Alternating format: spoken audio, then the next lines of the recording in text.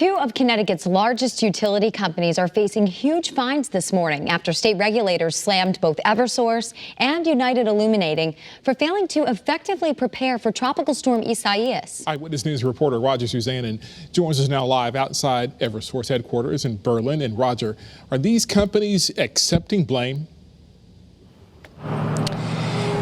Well, good morning, Wendell and Nicole. And the truth is, neither of these companies have actually apologized for their response to Tropical Storm Isaias.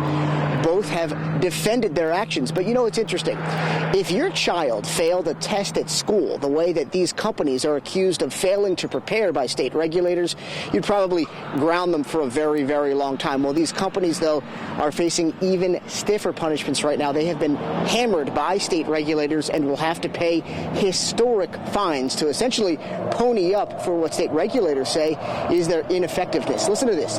Just yesterday, the Public Utilities Regulatory Authority, or PURA, announced their investigation shows that both utility companies, Eversource and United Illuminating, were woefully unprepared when the storm hit, and their responses were slow, especially Eversource. As a result, PURA slapped Eversource with a $30 million fine. $30 million. United Illuminating has been fined $2.1 million. Attorney General William Tong says the utility giants must shoulder these fines from their own coffers because they are responsible for the scandal, not their customers. Eversource is a public service company. They have a duty to ratepayers first, before shareholders. This has to come out of shareholder money, meaning their money, their own pocket. And we're not going to let them get away with putting it on the backs of ratepayers.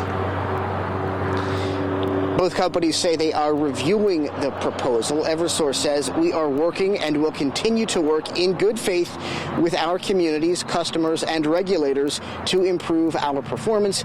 And UI writes in part, we will continue to work with PURA to improve our preparation for and response to storms as well as other emergencies. And by the way, we don't know exactly yet where this money would go because, again, this is only a proposal at this point. We're going to continue to track that part of the story.